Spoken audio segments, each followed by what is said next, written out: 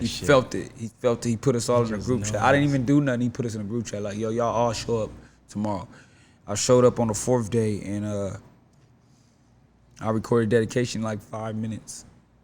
5 minutes? 5. That's one of the hardest songs too, dog. And it took me 4 days to complete 5 minutes. So that tell you the type of dude Nip is. He foresaw that. He seen it. He felt it more so than he seen it. Focus on what I got going on, you know. I ain't got no time, baby. I'm sorry. I ain't never had a silver spoon. Granny house on the couch in the living room. If you living what you rapping. Welcome to the Forever Up podcast, episode number 5. Round of applause for our guest today, Garren. Got the homie Garren in here. Big shout out to Hops and Barley in the city of Southgate on the corner of Tweedy and San Juan for letting us use this establishment to record the podcast for Forever Up. I'm the host, the homie J9. And once again, man, thank you so much for being here with us, Garren. Appreciate the time. Appreciate you being here. And first off, let's go ahead and start off with who are you and where you come from, man? I'm Garren, and I come from South Central, Compton, California. I can't really pick one because you were kind of like divided. I was everywhere, man, and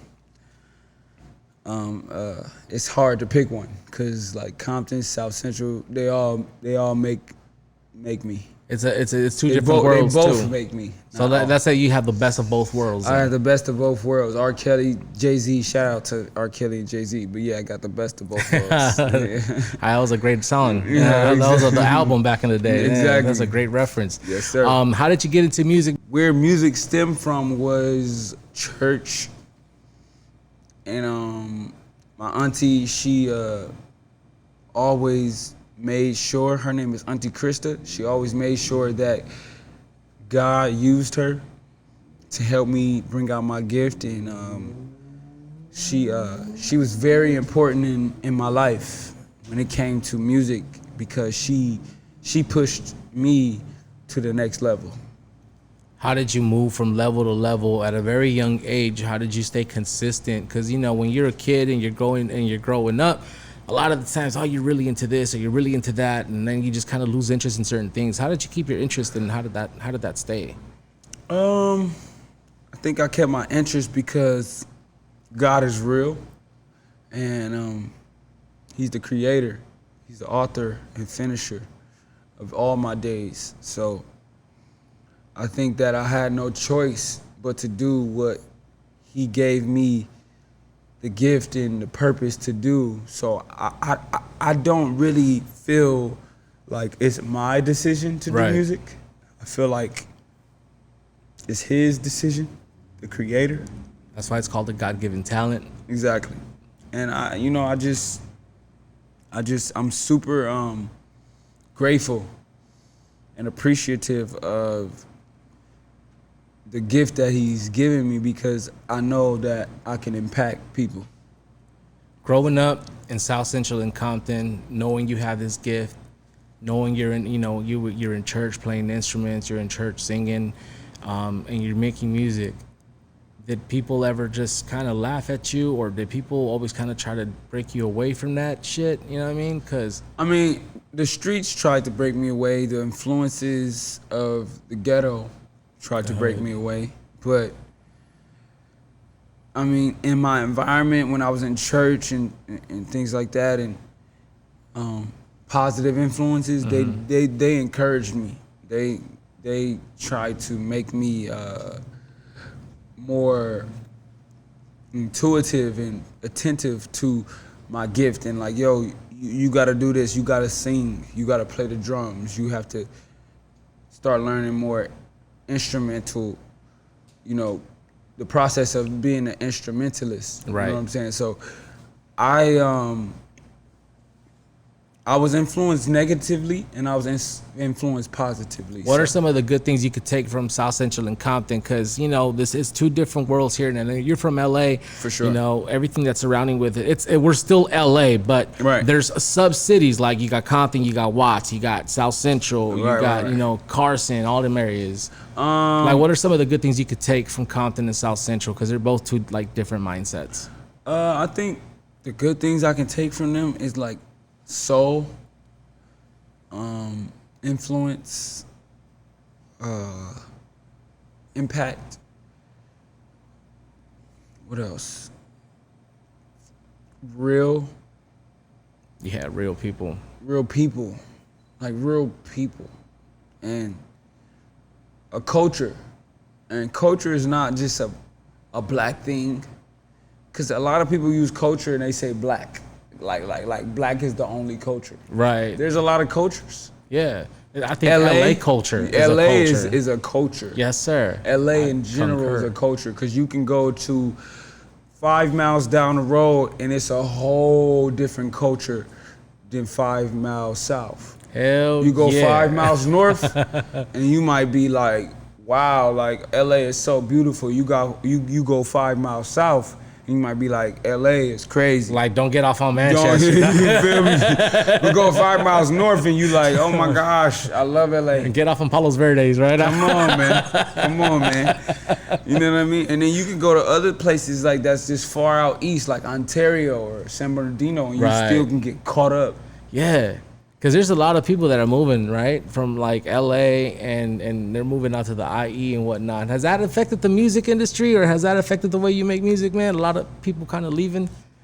Nah, I think that I embrace, and we should all embrace the culture of LA County.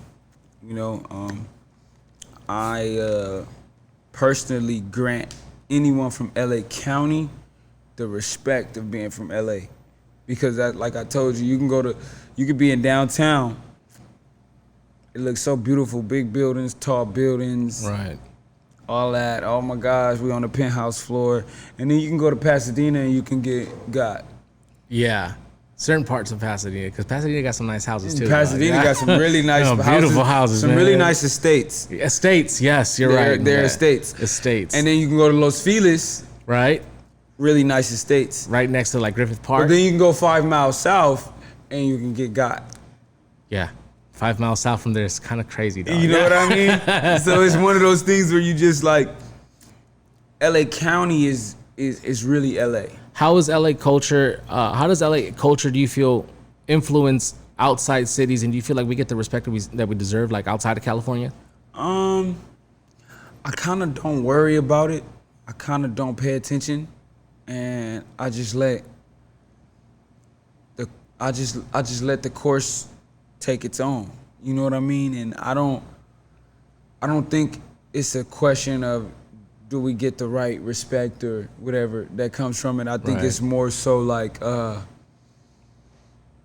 if you from here, then you know what's going on. And you Right. know that it's a lot of talented, evil, positive, precious people. And Yes. you don't know where you'll meet them. You'll meet, LA is so crazy. You'll meet the right person in the wrong place, and you'll meet the wrong person in the right place. That's true. I can attest to that shit. That's how LA is. Cause we're the Mecca. Yeah. I feel like LA culture is very unique, and it works here and it works everywhere else. Why do you feel that LA culture is unique, and how does it get its uniqueness, I guess you could say?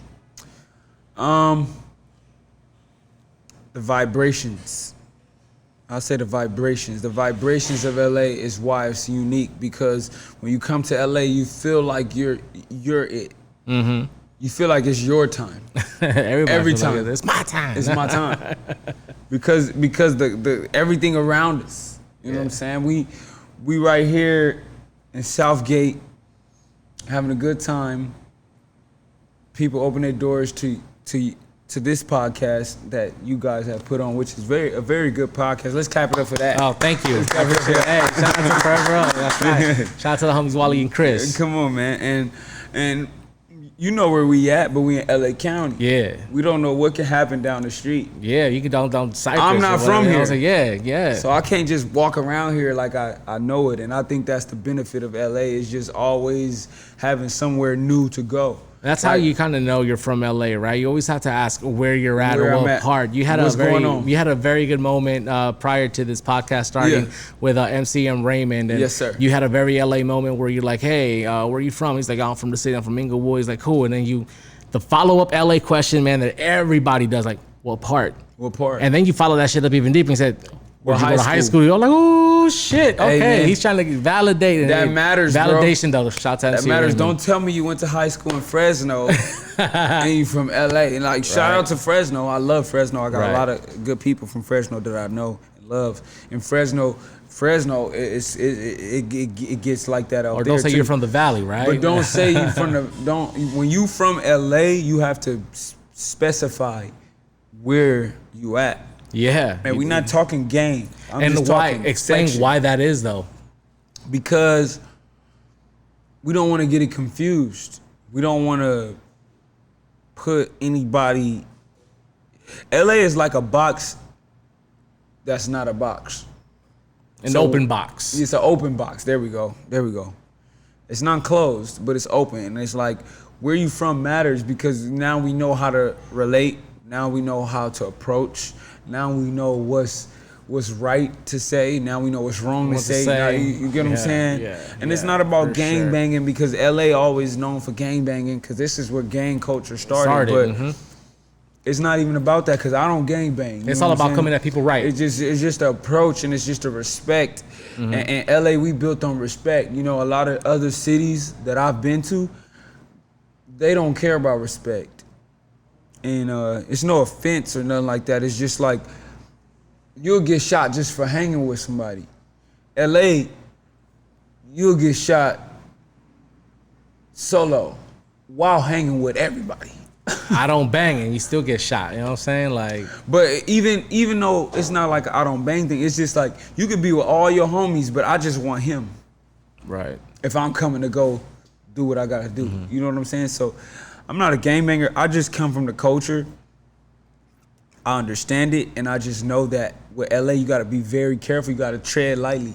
There's a way my big homies told me. Like my dad said once, there's a way to walk to the mud without getting dirty, dog. You know what I'm saying? So I'm gonna use that one. Well, he told me in Spanish. I just translated it to Tell me in English. Spanish. Hay manera de caminar por el lodo y salir limpio. Y caminar limpio. Caminar pinino. What else? Let me do it. We'll get to the Spanish lessons in a little bit, though. I got you, bro. Don't trip. Okay. Let's talk about your music, man. Let's talk about your writing. You're a writer. You're now kind of going into the performing side of it, the artist side of it. Let's talk about the writing. References for Drake. Talk about that. Wow. That's deep. Because, I mean, you work with some major artists, dog, so let's Yeah, and then you said references because it's so funny because all they are references, and I can't really do nothing about the fact that they probably will never see the light of day. But I did do some references for Drake through the hit Cartel. Shout out June, you're a genius. EXO, he's a big producer. And shout out Mob Ties because through all of those entities, I was able to, be on the ballot for writing for Drake. And they didn't make it, but it's okay. I'm sure Drake will know who I am at one point. I mean, well, you're Grammy nominated, bro, 15 times. No. 3 times. 3 times. I guess I missed. Yeah, 15. Hey, let's go with the 15. But you know what? Let's go with 15. Because, yes, let's go with 15. Let's go ahead and manifest that shit now. Let's get it right now. 3 times Grammy nominated. You've worked with J. Cole. You worked with some of the biggest names in hip hop. With Nipsey, you worked with Roddy Ricch as well. Explain how those relationships stemmed and how you got to that position, bro. Because a lot of people want to be put in those positions. How do you deliver and how do you get there? Somebody asked me a question the other day, like, what's the best advice to network? And I told them, don't try to network. Don't try to network. The best advice I can give to networking is don't try to network. Just try to, be a good person. Show your real personality. Don't put on this artist front that the industry kind of makes you do. And talk to people about real things. When I get in the room with people, I ask them about their family. I ask them about their kids. You want to know where they come from. I ask them about like their struggles, and I ask them, hey, what's some advice you could give me? I was just with Nas the other day, and I asked Nas, I said, hey, Nas, if you was Garren at this point in your career, and you had a legend like Nas in your face, what's the question you would ask Nas? Shit. I gotta prepare for that shit, man. You know, if it's unexpected, like, what do you ask? You know, what's the secret to life, man? What's the secret to success? What do I ask you when it comes to advice? He was like, hey, you doing everything you're supposed to do because you asked this question. Cause I didn't ask him about, man, Nas Ether was so great. And then I didn't approach him that way. I approached him on something personal. And I think you gotta be personable. You have to be somebody that people can respect from conversation first. Yeah, because if he would have came up like, hey, he would have been like, oh, he's a fan, and you know, yeah. Totally. I think the biggest thing is to forget what you do and remember who you are. And if we put it in third person, forget what they do and remember who they are. So figure out who they are so you can gain that, you know, personal relationship. Like that camaraderie, right? And respect. Because you could be nobody. You could be a bum on the street, and if you say, hey, you got kids? How your kids doing, man? That's good, man. I hope your kids are successful. I wish you and your kids the best. I'm gonna take that way more to heart than, hey, man, you looking good, man. That car look nice, man. Let me get some money, man. Yeah. You seem like a family man. Super. You seem like you're super in touch I have a with your daughter. family. You have a daughter. I have a daughter. Only one? One. Okay. How old is your daughter? She is 3, going on 4, November 25th. 2018 was her birthday, so Scorpio? she's gonna be 4. I don't even know the signs like that. I don't pay So I attention was born to in that. November, so I'm a Scorpio. So Oh yeah, for sure. When your birthday? The 13th, and my 13th. girl's birthday is the day before mine. I think like the 20th is when everything shifts in every month or something like that. yeah. I be listening to people who always ask me these questions, but I don't really care. So I have a question. What's the best advice you can give to a new dad? You know, I have a son about 2.5 months old already. You feel Oh, me? wow. First son. So what's the best advice you can give to someone? Who, The best advice I can give to a new dad is take your time and be patient. Patient. Oh, man. Because because yeah. we move so fast, and as men we trying to provide and do all these different things. Right. And in reality, God blesses children. So by default, you're blessed. By default. Blessed, and blessings come with that. And someone else told me that. I had a conversation. Shout out to my homeboy DJ Vic One. Shout out. We were talking and shit, and he said something about, you know, Jay, you're gonna get blessings and stuff like that, you know, and good blessings started happening when my girl was pregnant and my son was born. All this good stuff happened. Yeah. What good things happened to you, and did you receive those blessings as well? Money. Yeah, Money. monetary. yeah. It just always was opportunities to make money. Awesome. Personally, a good blessing was becoming a man. You know what I mean? Mm-hmm. I grew up without a father, so I don't know what it means to be a man. You know what I'm saying? Just being honest and vulnerable. I really don't know what it means to be a man. I just, I'm learning as I go. And I still don't think I got all my screws tightened to this day. But what I am learning is she's teaching me how to be a man and how to love a woman.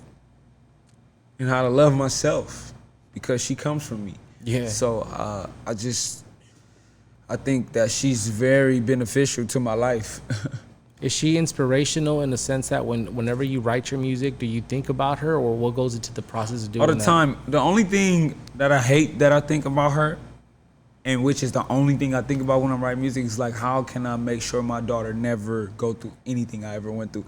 And it's never like let me talk about my daughter. Right. Because I don't really do that in my music, especially singing R&B and trying to relate to uplifting women and uplifting the culture of like your true self and being your true self within your own culture.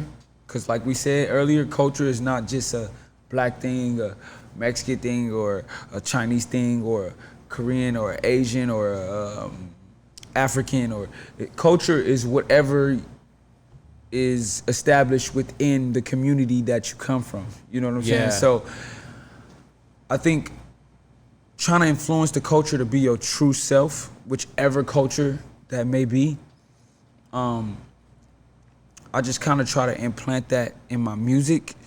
And I don't really go there with my daughter. I don't really try to think about her as far as like what she needs. Let me talk about her. Let me talk about that I'm struggling as a father to be a great dad to my daughter or whatever that may be. I kind of just think about like, how can I make the best song for my purpose, which is culture.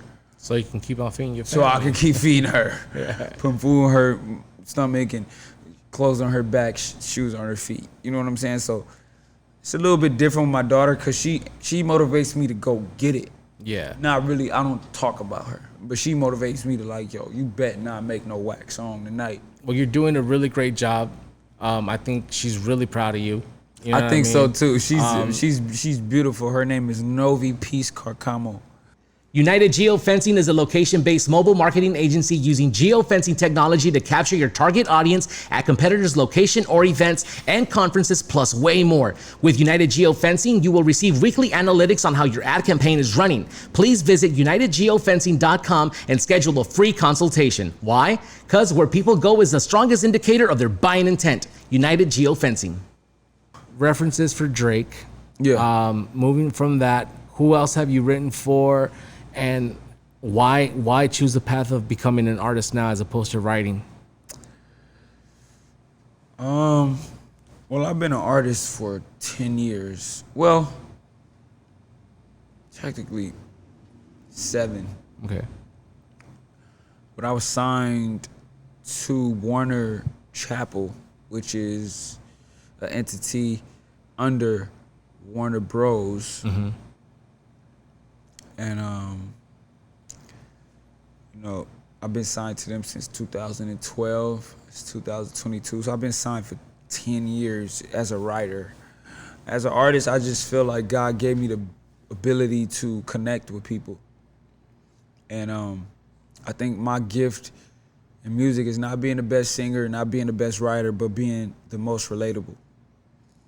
And as an artist, you obviously have a bigger platform than a writer. You know what I'm saying? So as an artist, I think I need to relate to people and I need to connect with people and I need to show people how real I am, because then they can feel open with their own thoughts and their own conscience and their own self to be real with themselves. Yeah. You know, and my brand is called Normal. So that's all about being real with yourself, self-aware and loving yourself. Just being normal. Being normal. Yeah, just be a normal person. Like, yeah, what a normal love person yourself would do. and be aware of everything. What are you aware of in your circle when you're trying to progress or you're working on music and shit? Like, you have to be aware of people like talking behind your back or, you know. Yeah, I don't really worry too much about stuff like that. I think when I talk about awareness, self-awareness, it's more like, okay, I'm out. What am I in the club for? Like, why am I standing here having a staring contest with everybody? Popping bottles that I didn't buy. And talking to people that I really don't know about nothing. And that's self-awareness, like stuff like that. Like, why am I trying to act hard because I got on glasses? Yeah. Like, just. Or why am I in this situation when I shouldn't be here? Why am I here when I shouldn't be? Why am I trying to talk to this girl when I know I got one at home? Like, just everything that you can ever imagine, but being self-aware and being self-loving to be able to like stop yourself in the tracks. And that's a hard thing to do, bro. I can attest to that because I talk out of my ass sometimes, and then I realize I'm like, shit, you know what I mean? Like, I shouldn't be talking, or I shouldn't have said that, because then I just put my fucking foot in my mouth, and that's a hard thing to do sometimes. But we human. Catch yourself, yeah. We human. So I don't think you ever can live not growing or learning. And if you are at a point where you think you know everything and you don't have to go to the next level, then you're technically dead. You might not be dead in the flesh, but in the spirit, you're for sure dead. Yeah, like your spirit's dead. Right now, it's really well alive, and then your spirit is amazing. You've gotten to work with Nipsey and Kendrick Lamar. Explain the process and explain your involvement with dedication. So we'll start the process and then the involvement. So the process was very, very long but short at the same time. So it was a 4-day process. Okay. Nipsey called me at like 7 in the morning with my brother, Robin Hood.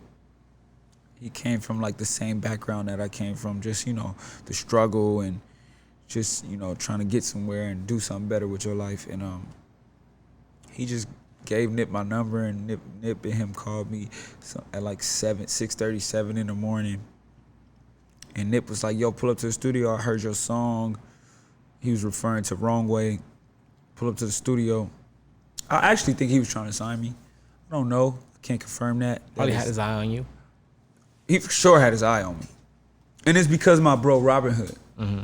It wasn't like he just was like, but we already knew each other because 1500 or Nothing. Shout out to 1500 or Nothing. Those are my big bros. I've been knowing Nip for a long time, so one day he called me, right, you know, post graduation of high school, and told me like, yo, pull up, man. Like, I heard your song, boom, boom, boom. And then when I pulled up, he basically had me sitting there for 3 days. What do you mean just sitting there? Like literally went to the studio for like 10 hours a day for 3 days and didn't do nothing, just sitting there. Talking, we was smoking, we was drinking, we was doing whatever we was doing. It was all good vibes, don't get me wrong, but I didn't do nothing on his album or the mic for 3 days. The 4th day, I was about to not come, but he texted me again at like 6:37 in the morning, yo, Garren, come. He texted these producers, Mike, and he put me, Mike and Keys, and himself in a group chat. It was me, Nip, Mike and Keys. He told us all to be there at 7. And that was just his feeling, you know what I mean? Nip is such a really intuitive figure. Like he knows intuition. He feels that shit. He felt it. He felt it. He put us all in a group chat. I didn't even do nothing. He put us in a group chat like, yo, y'all all show up tomorrow. I showed up on the 4th day, and I recorded dedication in like 5 minutes. 5 minutes? 5. That's one of the hardest songs too, dog. And it took me 4 days to complete 5 minutes. So that tell you the type of dude Nip is. He foresaw that. He seen it. He felt it more so than he seen it. Fuck. And that's the process.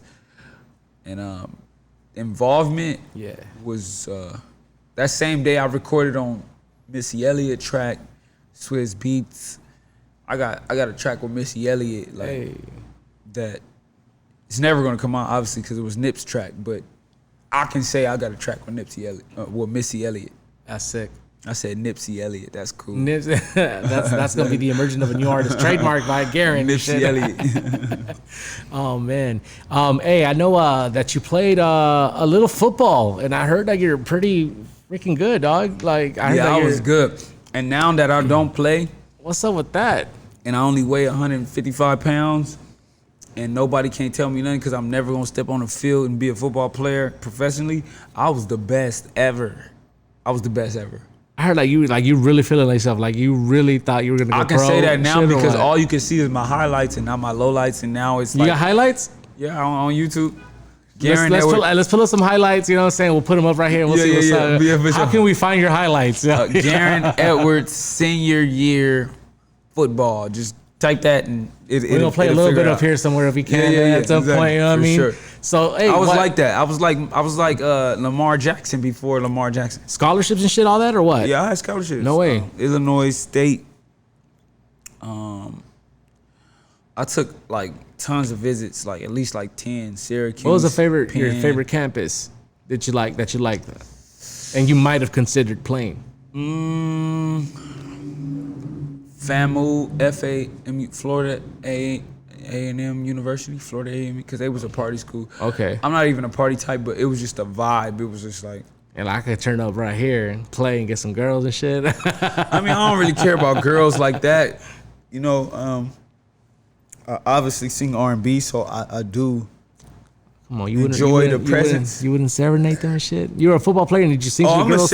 I'm a serenade any girl, any ethnicity, any weight class, any weight class. Girl. I love that. Any weight class. Yeah. No discrimination with my man Garren. No discrimination. I'm a serenade anybody. I speaking of serenade, we all gonna get a little warm. Down there. They gonna get a little warm down there. What I like about I don't care what their weight class is, huh? Leo? He's behind the camera. My dogs is behind the camera. Shout out Oh No too. Shout out to the homie Oh No. Randomly. This What You Want is a question. Why was it named that? Why is your album This What You Want? Because it was a question to myself. Do you really want this lifestyle that you're trying to chase? And I'm coming to the grips with myself that I don't want to chase this lifestyle. I want the lifestyle to chase me. So, No will be my next album. No, I'm just playing. No, this ain't what I want. No, comma, this is not what I want, right? Right, no. But I don't want it, man. You know, I just feel like I was going through a lot of struggles of like, you know, trying to be something that I am, but that I'm not in the moment. Right. And I was chasing it, so I was starting to become a hoe to the industry. Oh shit! They're pimping you out and shit. Nobody pimped me out. I'll never be pimped. But I was pimping myself because I wanted something bigger than what I could afford, right, or attain in the moment. So I was starting to become, to me, in my opinion, thirsty for the life, the light, the limelight, all that. You know what I'm saying? And it wasn't nothing noticeable if you don't really like know me personally from ground up. But when you know my soil, you know I come from church, you know I come from humility, and all. I was starting to like branch a little bit too much. Right. And that's why I made this album, This What You Want, with a question mark. Because it's like, do you really want this? Like, do you really want to go through this just to get where you trying to go? And the answer is no. And that explains a little bit of what Hot Tub Time Machine is a little bit like. I love that song. Yeah, for sure. I was listening to Thank it. You were talking about how you're kind of chasing your dreams, kind of being yourself or something like that within, like, with my kind of right on the lyrics and shit. Can you explain that a little bit, what the song's about? Hot Tub Time Machine, traveling with the winning team. Yeah, there we go. Yeah, that's the one. I hope we don't get flipped for that or tagged for it and shit. But yeah, I love the song. I own it. I'll just say y'all own it too. Hey, let's go. Right. Write that shit. We're gonna make them sign after this. No, hell no. But talk about the song though. Talk about the making of the song and the name. So the movie, you remember the movie? Yeah. Hot Tub? Yeah. So I was basically trying to reenact the movie in my own way, where it was basically like with your own story. Mm-hmm. Basically, like I went into the past of the future. Mm-hmm. Now get me, it's gonna lose you a little bit. I went into the past of the future that I'm on. Like you went to the past, but you went forward to the part where you were on and shit. Yeah, I went to the past visually. Right. But visually, it's the future. Sounds like some Matrix shit, right? Yeah, because and it's weird because I know I said visually twice, but the thing is, that's how the future gonna look. But that's also the past based on how I look. I had an afro. You know, I'm with girl. I'm in a hot tub. I'm in, you know, it's old school Cadillacs, and so it's the past because nobody drives that. That's not cool anymore. But it's the future visually because of what was happening at that moment. You know what I mean? And the video is about me enjoying it. It's the Grammys. It's the I'm in a private jet. I took a few private jets, but that's not my lifestyle. That was my homies who told me to pull up and get on a private jet. Right. So I'm talking about what's to come, even though it looked like it's happening. Yeah. Like you're imagining these things happening. I'm imagining it, but I'm imagining it way back then. It's weird. That's a great concept though, man. And that's very artistic and also very creative. Yeah. How hard is it? Do you feel the pressure to remain like creative all the time? Like, do you ever get creative block? Yeah, but I mastered creative block. Explain. I've mastered writer block and creative block because, and I'm gonna give y'all the key right now. Write that shit down. If you watching this, just remember I told you this.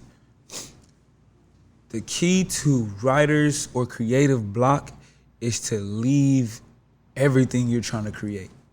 So if I'm trying to write a song and I can't figure out the words to my next lines or my hook or my bridge, go listen to other music. Go watch the TV show. Somebody in that TV show or that song, or go to the store across the street. Somebody's gonna say something to you that's gonna spark your next line or your next hook or your next bridge. That's all you gotta do. Just leave. Just leave. Just get away from it. Forget about it. Forget about it. Go to the bar for 15, 20 minutes. Fucking slam yourself silly and shit just with a bunch of No, don't get faded, because then you probably gonna sleep. Okay. Yeah, that'll make you forget though. Shit. I mean, when you wake up, you're gonna have a lot to think about. Right. But my thing is, I think the biggest thing in writer's block and creative block is that you're too focused. And that's a such thing. Sometimes you're too focused to where you're starting to forget the reality of the simplicity that comes with what you're doing. You're trying to make people feel good right now. And if you're not, then I don't know why you're doing it. Exactly. And that's why I got into radio. Like, you know, I've been doing radio for years, and my whole point was like to make people feel good and shit, and at the same time try to give something back to the people. You know so go feel good. Go watch Martin real quick. Go watch, you know, go buy a shirt real quick. Somebody in that realm is going to tell you something that's going to spark the next line, because it's now in your subconscious, and now your conscious is focused on feeling good. Right. So when you feel good, guess what? You can make other people feel good. That's dope. So I mean, that's the key. Remember that. I'm giving you the keys. Like I don't, you know, keys to I don't life. hold more back. keys than DJ Khaled and shit. You know, Yeah. I got the keys. Man, I don't hold back. I don't hold back. Man, I got a 2-part question for you. What's one thing you wish you learned before getting into this to this music industry, and what's one thing you wish you could change with the record labels and the way they do business and their artists? Connie's Tax Service has been serving the community for over 25 years. Connie's Tax Service is trustworthy, reliable, and most importantly, affordable. Connie's Tax Service offers in-person and virtual consultations, and they will even review your previous year taxes for free. Connie's Tax Service will focus on getting you the maximum refund possible at an affordable price. Call right now, Connie's Tax Service at 626-627-5947, 626-627-5947, or visit their Instagram at Connie's Tax Service. Make sure to tell them that the Forever Up podcast sent you to get that family discount. One thing I think I've learned. Wait, what was the first question? One thing you wish you would have known before wish I would coming have into known. That nobody's going to do anything for you.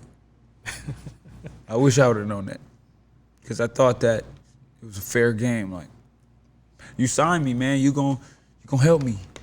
No. Wow. So then what would you change now, you know, being signed to a record label? What's one thing that you can change, like business practice? I'm not signed to a record label. Oh, you're not? Okay, I'm sorry. not signed at all. Super independent. Warner as a writer. As a writer, okay. Yeah. But I mean, they are a record label too, but I'm signed as a writer. I wouldn't change nothing, because the type of person I am, I need adversity to propel. So I wouldn't change nothing. I'm so happy that these labels are goofy. I'm so happy because they're making a beast out of me. So I wouldn't change nothing. What's goofy about them? The way they move, the way they interact, the way they evaluate, they're goofy. I'm not against labels. If you want to sign me, let's talk some numbers, but they're goofy. And I love when they're goofy because it brings adversity to my life, and then I can go and adjust. So congratulations to the label. Nah. Who cares? Like, keep doing you, because I'm gonna only get better. I'm gonna only adjust, and when it's my turn and when God bless me, it's over. So I'm happy that labels exist. You mentioned then you wish you knew that they weren't gonna do anything for you. Now that you are doing stuff, you know what I mean. You're doing it with most people. Talk about co-write and how your distribution and all that stuff works. So co-write is a different type of distribution. So most distributions, they give you a budget. It's kind of like label feel. Okay. But you still own your own masters. So it's a little bit of manipulation because you think like an artist scream independent, but they might have got a $500,000 budget. So it's like, yeah, it's only towards marketing, but I mean, marketing is all you need if you got good music. You don't really need somebody to tell you where to record, and people recording in their basements. So all the label things are like kind of like out the window, and marketing and distribution is the new label, and people are not really understanding that, but it's okay because at least you own your masters. But co-write is more like, hey, put $10 into here and we'll guarantee you 10 back. Okay. So you'll make double of what you put in if you invest in this artist because his streams or her streams are projected to do this.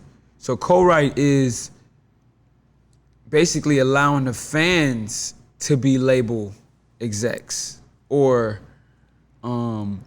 ownership, like get part ownership of whatever it is whatever you invest, but helping you fund by helping me fund the video or the marketing. Hey, put 10 and we'll give you 20. Wow. So this is very innovative idea. Co-write is out of Sweden, and they're very innovative. Super dope. My little sister Issa, she is a big part of co-write as well. And then my Swedish father, Matthias Tingblad, he's from Sweden. He's the CEO of it. So he's also my daughter's godfather. How did you get involved with that? That's major shit, dude. That's like a major move that looks like it's been brewing for years. Oh yeah, I've been developing my sister Issa for 10 years. Damn. So I do artist development, creative direction on the side though, not for money. I don't charge. If you don't know me, then we should talk some numbers. But I built a relationship with them, so I've been just developing her for the sake of good faith that I believe in where she's going. Give her a platform, set her up, man. I mean, she got a platform. She's big in Sweden. She has a platform. So it wasn't like I was doing her a favor. It was more so like I really believe in her and she's really gonna go far, and I think she's a star. So I'm going to implement my gifts and talents into helping her brand, you know? And that was more so where that came. That's beautiful right there, man. That shows the kind of guy you are. You're a family guy. You care a lot for your family. What's the coolest thing you've done for your family? Is it like when you made it or you got like that big bag and shit? Oh, the coolest thing I got for my family is I moved them to Glendale. Hey, okay, hey, bro. Yeah. Bro. Yeah, come on. And the Armenians. Shout out to the homies, man. But yeah, man, to be from Compton, South Central, been shot at, been shootouts, all type of weird stuff. To go to Glendale, that's like crazy. Hell yeah, that's a big change, bro. That's like, wow. You ain't got no paletero man out there. You Come on, man. I don't got to worry about it. Where's the paletero? What's that That's one? the guy who won the Zorra Raspados and the ice. Okay. Yeah, I don't, you know what I mean? So that's the best thing I did for my family so far is just move them out the hood. As far as my daughter. That's beautiful. My, Give them a different lifestyle, man. Yeah, man. Yeah, a better lifestyle. Just get them out I mean, the we hood. love our hood. We love where we come from. We love our city, but there's just a lot of progression that still needs to be made, you know? Yeah, for sure. Like I'm not with the whole gentrification of everything, you know what I mean? I still want our people to kind of own something so that, you know, because we're the ones that make that city, you know what I mean? We're the ones that make Compton, South Central, Watts, all these little cities and shit, you know? Yeah. And I feel like we're not getting the respect we deserve as people. That's 100. And I, you know what I'm saying? I'm thankful and I'm grateful to God because I know that He's the author and finisher of my days. So I don't think that I'm bigger than life, and I don't think that what I did is because of what I did and how hard I worked. I think God just gave me the ability to really put forth the effort and the grind and the persistence to really be where I'm at today. And where I'm at today is nothing, for real. Like, it's really nothing. How is it different making music now than it was before? Because I know I'm sure you come from an era where like let's say like the Chronic 2001 and shit. You could pop that in, or look, pop that in. Dating myself, you can pop it in like it's a fucking CD. And shit. Right. You'll hit play on that shit right from the beginning, and you can let that shit ride out, which is what I feel like you did on your album. Okay. A lot of artists aren't doing that anymore. Right. How do you feel? Why has that changed? And like, how do you kind of keep that trend going? I guess you could say. I'm just a real musician, and I really come from professional musicianship, which means there's protocols and there's rules to it. And even like in church, you don't stop the flow. Mm-hmm. So if it don't flow, then it don't go. You know what I'm saying? So don't just do a song just because it's tight and put this tight song after this tight song. Nah, like, what's the story? How you telling it? You know, same thing in church. You got your welcome, you got your opening prayer, you got praise and worship, then you got the announcements, then you got the preacher, then you got the benediction, then you got the closing remarks, then you got the closing song, then you got the closing prayer. I've been to a black church once, dog, and it was. I'll say black church because right. Man, shit, bro. I get what you mean though. I'm used to doing like with the Latinos doing the Catholic thing and shit, and it's cool. I'm in there for an hour. I know what I'm expecting, so I'm thinking. I was little and I went, and it was from like one of my friends like is services and shit, and I went in there and we're in there, and all I can remember is like, okay, it's gonna be over in an hour. 2 or 3 hours had gone by, dog. I was like, oh no, we drag shit out. I don't get it. I was like for it. a long time, man. But I felt really good after though, dog. Yeah, like for sure. It was really like one of those feelings like, okay, I'm in here. Once you're past that, you're like, man, this feels good. Yeah, and my thing when it comes to the way black churches work. Well, what's the correct term? I don't want to sound fucking black stupid. Churches. Call it black churches. I mean, who cares? I get it. You Mexican, I'm black. We do it differently. You know what I'm saying? That's facts. You know what I mean? Come on, I gotta shake your hand on that. I got you, bro. It's black churches. It's like, I go in a Mexican church, I'm gonna be like, damn, I went to this Mexican church. Why they got so many saints? Yeah. But I think, first of all, we carry stuff out a lot in black churches. We overdo things. A lot of times, I've learned growing up, some people want to be seen and not felt. So some people like drag on the sermon. Mm-hmm. And it's just like, bro, you was preaching for a whole hour and a half. Like, I don't want to hear you for an hour and a half. Like, I'll be going to the bathroom like on purpose. Like and 5 trips to the bathroom. Yeah, I'll be in the bathroom like on my phone. Like, damn. They drag it out. Like, damn. One thing we drag out as Mexican people, parties, man. And then that's one thing. Hey, but I'd rather be at a party I mean, you want to hear a party going to like 3, 4 in the morning. You know what I mean? Like, I love that shit. I'm not gonna lie though. You feel me? Have you ever been to a Mexican party, man? Have you ever? Oh, bro, I grew up in South Central. I ain't even. Well, first of all, I have been to a few Mexican parties, Right. but I've been to Mexican parties even when I didn't want to be to Mexican parties because next door was partying so loud that we like, shit, I might as well go grab a brew. Hell yeah, and a taco and shit. They probably have birria, bro. Come on, bro, and the tents and the balloons and the jumper and the what else? What do I be seeing? Like, I had some neighbors. It was like piñatas for no reason. Like, it was just like, yeah, she just graduated, so we about to get drunk. I'm like, but she graduated. But she graduated. Why is there so much beer here? Why is it here? What's going on? She graduated. It's more beer than kids here. Like, And I always say, man, I love the Mexican culture because when I was younger, I felt like it was always a divide. And then when I got older, I always realized, like, man, like, Mexicans is niggas and niggas is Mexicans. You know what I'm saying? I feel you. And they There's a all lot right. of similarities. You know, No, I get it. Very much so a lot of similarities. And it's just like, dang, like, We're very resourceful. I think that we're very connected to family. You know, and y'all what I mean? work hard. One thing I really respect about the Spanish culture is the work ethic. The work ethic is like immaculate.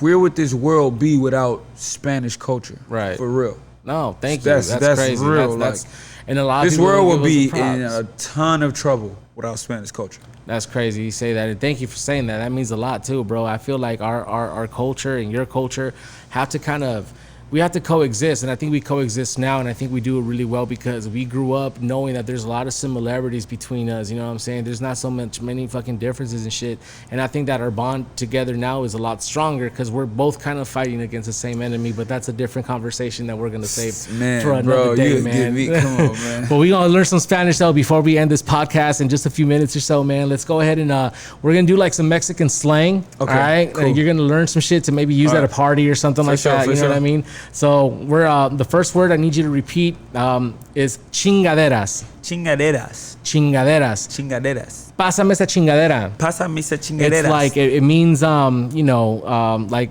pass me that thingamajig, pass me that That's what I thought. whatchamacallit. That's what I thought. The whatchamacallit. Give me Say it the again. chingadera. Chingadera. Chingaderas is plural. Chingadera Chingaderas. is singular. Chingaderas. Chingaderas. Pásame esas chingaderas. All that shit. Pásame Yeah. esas chingaderas. So chingaderas. I'm good with Or sound. you could also say it. You could also say, "No andes con tus chingaderas." Don't be with your bullshit. You know. Andas con tus chingaderas. That's actually really, really good. Next word. Say it. Desmadre. Desmadre. Desmadre. Desmadre. So it's like Desmadre. chaos, a shit show. Desmadre. See, like Desmadre. vamos a hacer un pinche desmadre. We're gonna Una fucking pinches cause some desmadre. chaos tonight and shit. Yeah, you there we know? go. I like that. I Chaos, like that. I like desmadre. that. I like that. There's another term you want to tell people, kind of focus, get your shit together, get your head right, get in the fucking game. You know what I mean? Ponte pilas. Ponte pilas. Ponte pilas, way. Ponte pilas, The wey. actual translation would be put a fucking battery on, you know? But it's like, hey, ponte pilas, get your shit together. Ponte fucking, you know what I pilas. mean? Like, yeah. So when you're in the studio and someone ain't fucking delivering. Tell a nigga, ponte pilas. Yeah, ponte pilas. Fuck wrong with you, ponte pilas. I love that shit. All right, and the last one is it's a very good one, and if you don't give a fuck, you want to say this. It's literally is I don't give a fuck. It's me vale verga. Whoa, say that one more time. Me vale verga. Me vale verga. I don't give a. Me vale verga. Yeah, Me vale verga. If you're done with to say me vale verga. But you gotta say it. You gotta say it with a certain tone, like. Yeah, me vale vale verga. verga. There you go. Yeah, however you feel it, bro. And if you don't give a fuck, say it. You know what I mean? Me vale verga. Yeah, there you go. Vale verga. That's it for our Spanish lessons with Garren. Yes, Yo, sir. big shout out to Garren for coming to the Forever Up podcast. This is great. Episode number 5. Thank you for having me take that shot. It loosened me up just a little Yeah, bit and man. shit. You feel me? So Take a little thanks. shot. And once again, thank you so much for your time. Thank you for being here. And please come back and visit us on whenever you have something else popping off. This what I'm gonna do. When God blessed me with the biggest platform, we're gonna come back and we're gonna do it big. Hell yeah, we do it bigger than we did today. Yeah, exactly. We 2 shots, motherfucker. 2 shots, bigger everything. Bigger everything. I'm bring you gifts. Oh shit, we talking about gifts, man. Everything gonna happen, bro. Trust Hell me. yeah. Shout out to Leo. Shout out to Leo. Playmaker. Shout out to Ono. Shout out to my boy. Nobody can see him behind the camera. Tell me your name again. I forgot. Homie Chris. Chris. Yeah, my nigga Chris. I love Chris. What's your name too? Wally. Wally. Shout out to Wally. Carpe diem. I'm wearing his fits. Y'all forgive me for forgetting y'all names. I'm very forgetful, but I'll never forget y'all face. But shout out to all of them because these are some good people that's helping this, run. I appreciate it. You're good people for being here, man. So thank you. For sure, man. Let's clap that up. Yeah, let's clap it up. Yeah. Let's go ahead and end this podcast. Once again, a big shout out to Hops and Barley for letting us use their spot to record the podcast. Forever Up. Don't forget to like, subscribe, leave a comment. Let us know who we should interview next, what you think of the podcast, all that good stuff. I'm the homie J9. Big shout out to Garren. Episode number 5, Forever Up podcast. Thank you so much for watching. We forever up. That's right. Yeah, focus on what I got going on. Ain't got no time, baby. I ain't never had a silver spoon. Granny house on the couch in the living room. If you living what you rapping, and I'm feeling you.